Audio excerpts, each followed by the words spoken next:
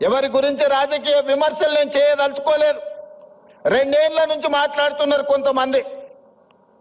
కొన్నిసార్లు నాకు అనుమానం వస్తుంది, తెలంగాణ పట్ల, ప్రభుత్వ విద్య పట్ల వీళ్లకు అవగాహన ఉన్నదా లేదా అని. వాళ్ళు అంటారు, రేవంత్ రెడ్డి గవర్నమెంట్ స్కూల్లో చదువుకున్నాడు, గ్రామీణ ప్రాంతంలో నుంచి వచ్చిండు, ఈయనకు పరిపాలన చేత కాదని. ఒక్క విషయం అయితే నేను చెప్పదలుచుకున్న, ఉస్మానియా ఆర్ట్స్ కళాశాల ముందు నుంచి నేను గుంటూరులో చదువుకోలేదు మిత్రులారా. నేను గుంటూరులో చదువుకోలే. గూడు పుటాని నాకు తెలియదు. నల్లమల్ల అడవుల్లో నుంచి వచ్చిన క్రూర మృగాలను చూసినను, సాధు జంతువులను చూసినను, పేదవాడి సమస్యలను చూసినను. పుట్టినప్పటి నుంచి దళితులతోని, గిరిజనులతోని, బలహీన వర్గాలతోని, మైనారిటీలతోని కలిసిమెలిసి పెరిగిన వాళ్ళ సమస్యలు చూసిన. నాకు కొత్తగా అక్కర్లేదు.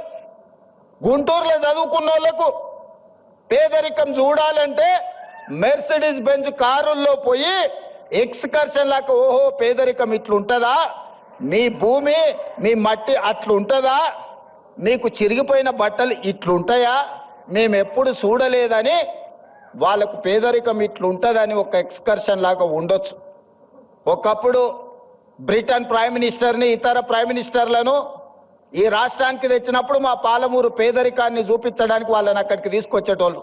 ప్రదర్శనలో మా పేదరికాన్ని వాళ్ళ ముందర పెట్టేటోళ్ళు. చూడు మేము ఎంత వెనుకబడి ఉన్నామో, మేము ఎట్లా అడుక్కొని తింటున్నామో, ఎట్లా వలసలు పోతున్నామో, మా మీద జాలి పడండి అని. ఆనాటి పాలకుల ఆలోచన అది. ఇతర దేశాలకు వెళ్ళి వచ్చినామని చెప్పుకునే వాళ్ళు, మేము గుంటూరులో చదువుకున్నాం, మేము పూనాలో చదువుకున్నాం, మేము అమెరికాలో చదువుకున్నామని ఉపన్యాసాలు ఇవ్వడం ద్వారా సమాజానికి ఏం చెప్పదలుచుకున్నారో నాకు తెలియదు.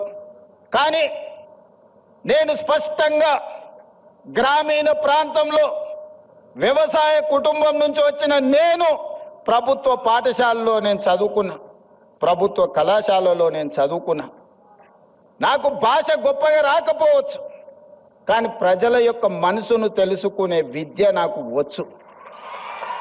పేదవాడు ఏం అడుగుతాడు, ఏం ఆలోచన చేస్తాడు, పేదవాడు ప్రభుత్వం నుంచి ఏం ఆశిస్తాడు, ఒక చదువుకునే పిల్లవాడికి ఏమి కావాలి, ఆ పిల్లవాడు చదువుకుంటే ఈ సమాజానికి ఏ రకంగా ప్రయోజనం ఉంటుంది అనేది నాకు తెలుసు.